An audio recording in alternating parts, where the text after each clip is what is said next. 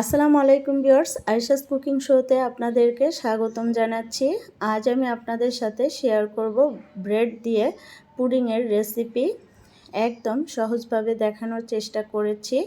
আশা করছি ভালো লাগবে। ভালো লাগলে লাইক, কমেন্ট, শেয়ার করে পাশে থাকবেন। তো ভিউয়ার্স, যারা একদম নতুন পুডিং বানাতে পারেন না এবং বারবার ভেঙে যায়, তাদের জন্য আজকের রেসিপি। তো এই রেসিপিটা ফলো করলে ইনশাল্লাহ আপনাদের পুডিং ভালো হবে। তো ভিউয়ার্স, চলুন তাহলে রেসিপিটা দেখা যাক, আর কথা বাড়াবো না। তো ভিউয়ার্স, এই পুডিংয়ের জন্য আমি এখানে দুধ জাল করে নিয়েছি। তো বাটিটি আমি সাইডে রেখে দিচ্ছি। এখানে দেখুন, আমি একটি পাতিলে হাফ কেজির একটু বেশি দুধ জাল করে নিয়েছি। যখন আমি জাল করেছি তখন 2টা এলাচ দিয়েছি এবং দারচিনি দিয়েছি 2টা। তো এগুলো আমি দুধ থেকে উঠিয়ে নিচ্ছি। তো এই দুধ আমি ঠান্ডা করে নিয়েছি, ফ্যানের বাতাসে কুসুম গরম করে নিয়েছি। এরপরে আমি এই দুধের ভিতরে আমি বড় চামচের 1 চামচ গুঁড়া দুধ দিয়ে দিলাম। তো গুঁড়া দুধ দিয়ে আমি ভালো করে মিশিয়ে দিচ্ছি। আপনারা চাইলে দিতে পারেন, নাও দিতে পারেন। যেহেতু আমরা ব্রেড দিয়ে পুডিং বানাচ্ছি, দুধ বেশি ঘন করতে হবে না। তো আমি একটি বাটিতে আমি 2 কাপের মতো দুধ নিলাম। এটা 250 গ্রামের কাপ, 250 গ্রামের কাপের 2 কাপ দুধ নিলাম। তো যতটুক বেঁচেছে আমি সাইডে রেখে দিচ্ছি। এরপরে আমি এখানে ব্রেড নিয়েছি, একটু মাঝারি সাইজের ব্রেড, সেজন্য আমি 4 পিস নিয়েছি। যদি বড় সাইজের হয় তাহলে 3 পিস নিতে পারেন বা 2 পিস নিতে পারেন। যদি বেশি হয় পুডিং খেতে ভালো লাগবে না, শক্ত হয়ে যাবে। তো আমি ছোট ছোট করে কেটে নিচ্ছি। আপনারা চাইলে নাও কাটতে পারেন, ডাইরেক্ট একদম দুধের ভিতর দিতে পারেন, তবে কেটে দিলে বেশি ভালো হয়। তো কাটা হয়ে গেছে, দেখুন। এই স্লাইসগুলো এখন আমি দুধের ভিতরে দিয়ে দিব। তো দুধের বাটি নিলাম, এরপরে স্লাইসগুলো দিয়ে দিচ্ছি। এখনও যারা আমার ভিডিওতে লাইক করেননি, প্লিজ একটা লাইক দিয়ে দিবেন। তো ভালো করে আমি দুধের সাথে মিশিয়ে দিচ্ছি। এটা আমি আগে করছি কারণ এই ব্রেড রেস্টে রেখে দিতে হবে 5 থেকে 10 মিনিটের জন্য, একটু নরম হতে হবে। তো এই বাটিটি আমি সাইডে রেখে দিচ্ছি। এরপরে আমি আরেকটি কাজ করব, সেটি হচ্ছে ক্যারামেল রেডি করে নিব।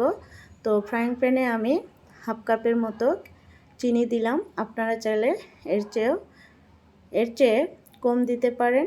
যদি ক্যারামেল বেশি খান তাহলে একটু বেশি দিবেন, আর যদি কম খান তাহলে হাফ কাপের একটু কম দিবেন।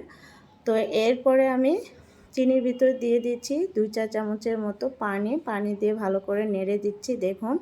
আর চুলার হিট একদম লো হিটে আছে। ক্যারামেল করার সময় হাই হিট দেওয়া যাবে না, কারণ ক্যারামেল পুড়ে গেলে আর পুডিং খাওয়া যাবে না, তেতো হয়ে যাবে। তো ভিউয়ার্স, এরকম হয়ে আসছে, দেখুন। তো এরকম হলে আপনারা চুলা বন্ধ করে দিবেন। আমি চুলা বন্ধ করে দিয়েছি কারণ ফ্রাইং প্যানের হিটে আর একটু কালার চলে আসবে। তো ভিউয়ার্স, ক্যারামেল আমি নামিয়ে নিচ্ছি। নামানোর আগে পাত্র রেডি করে রাখতে হবে, তা না হলে জমে যাবে।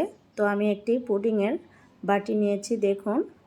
তো আপনারা যেটাতে বসাবেন সেটাই নেবেন। তো এর ভিতরে আমি ঢেলে দিচ্ছি, দেখুন। আমি ঢেলে দিয়েছি, স্কিপ হয়ে গেছে, দুঃখিত। তো এই বাটিটি আমি এখন সাইডে রেখে দিচ্ছি। এটা আস্তে আস্তে জমাট বেঁধে যাবে। তো এরপরে আমি ব্লেন্ডারের জার নিয়েছি, দেখুন। আমি এখানে ছোট ছোট 4টি ডিম নিয়েছি। ডিম যদি একটু বড় হয় তাহলে 3টা নিলেই হবে। তো আমি ছোট ছোট ডিম নিয়েছি, সেজন্য 4টা নিয়েছি। ব্লেন্ডার জারের ভিতরে আমি ডিমগুলো ভেঙে দিচ্ছি। এরপরে আমি এই ডিমের ভিতরে দিয়ে দিচ্ছি চিনি। চিনি যদি আপনারা কম খান তাহলে পরিমাণে কম দিতে পারেন, আর যদি বেশি খান হাফ কাপ এনাফ, এর চেয়ে বেশি দেওয়া যাবে না। তো এরপরে আমি ব্রেড দিয়ে দিচ্ছি, দেখুন একদম নরম হয়ে গেছে ব্রেড দেওয়ার পরে আমি ঢাকনাটি লাগিয়ে দিচ্ছি। এরপরে আমি ব্লেন্ড করে নিচ্ছি। একদম সহজভাবে এই পুডিং রেসিপি আপনাদের সাথে শেয়ার করছি। দেখুন, আপনারা চাইলে হুইস্ক দিয়ে বা কাঁটা চামচ দিয়ে ডিম ফেটিয়ে নিয়ে তারপরে আপনারা এই পুডিং বানিয়ে নিতে পারেন। তো এরপরে আমি একটা ছাঁকনি নিয়েছি, ছাঁকনির ভিতরে আমি ঢেলে দিচ্ছি। তো ছাঁকনিতে একটু ছেঁকে নেওয়ার চেষ্টা করবেন, তাহলে পুডিংটি একদম স্মুথ হবে, ভালো হবে। আপনারা যারা নতুন বানাতে পারেন না তারা 2টি ডিম দিয়ে এই পুডিং রেসিপি ট্রাই করতে পারেন। তো আমি ঢাকনাটি লাগিয়ে দিচ্ছি এবং চুলায় চলে যাব। তো চুলায় আমি একটি বড় পাতিল বসিয়ে দিয়েছি। পাতিলের ভিতরে আমি দিয়ে দিয়েছি স্ট্যান্ড। দেখুন, পানি কুসুম গরম হয়ে গেছে, আমি লো হিটে রেখেছি। এরপরে আমি পুডিংয়ের বাটিটি দিয়ে দিচ্ছি। একটু সাবধানে দিতে হবে। এরপরে আমি দিয়ে দিচ্ছি শিলের অর্ধেকটা ভাঙা শিল দিয়ে দিলাম, তো যাতে নড়াচড়া না করে। আপনারা একটু ভারী কিছু দেওয়ার চেষ্টা করবেন। আমি আমার মতো আমার প্রসেসে আপনাদেরকে পুডিং বানানো দেখাচ্ছি। তো এবার আমি 35 থেকে 40 মিনিট পরে ফিরে আসলাম। দেখুন, আমি ঢাকনা উঠিয়ে নিয়েছি এবং কাঁটা চামচ দিয়ে চেক করছি। চেক করার সময় আপনারা চামচটি ভালো করে দেখবেন। যদি চামচ একদম ক্লিন আসে তাহলে হয়ে গেছে। চেক করার পরে যদি দেখেন হয়ে গেছে, তাহলে সাথে সাথে নামাবেন না, কারণ গরম পানিতে কিছুক্ষণ রাখলে পুডিংটা আরও ভালো হয়। যদি একটু নরম থাকে সেটা হয়ে যায়। তো ভিউয়ার্স, আমি 35 থেকে 40 মিনিট পর এটা নামাইনি, আমি গরম পানিতে রেখেছিলাম 1 ঘন্টা পরে আমি নামিয়েছি এবং ফ্রিজে রেখে ঠান্ডা করে নিয়েছি।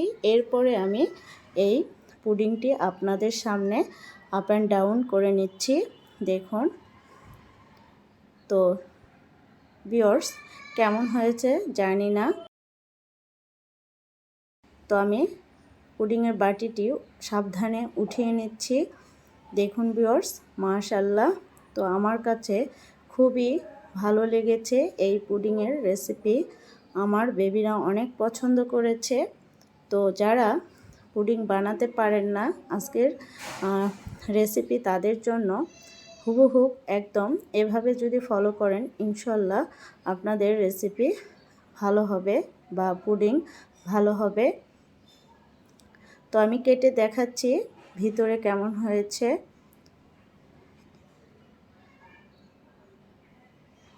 তো এই পুডিংটি খেতে খুবই মজা হয়েছিল, একদম স্মুথ হয়েছে ভিতরে, কারণ আমরা এই পুডিংয়ের ব্যাটারটি ছেঁকে দিয়েছিলাম। ছেঁকে দেওয়ার কারণে এই পুডিংটি একদম স্মুথ হয়েছে।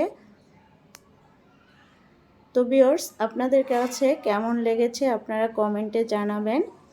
যারা ইউটিউব থেকে দেখছেন প্লিজ সাবস্ক্রাইব করে পাশে থাকবেন, আর যারা ফেসবুক থেকে দেখছেন প্লিজ পেজটি ফলো করে পাশে থাকবেন।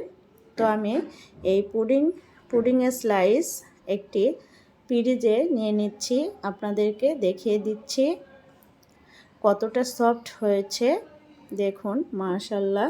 তো ভিউয়ার্স, আমি একটু কেটে দেখাচ্ছি ভিতরে কতটা সফট হয়েছে। মুখে দিতেই একদম মিলিয়ে যাচ্ছে, মনেই হচ্ছে না এটা ব্রেডের পুডিং। তো ভিউয়ার্স, আজকের মতো এখানেই বিদায় নিচ্ছি। দেখা হবে নেক্সট ভিডিওতে। আপনারা ভালো থাকবেন, আমার চ্যানেলের পাশেই থাকবেন। আসসালামু আলাইকুম, আল্লাহ হাফেজ।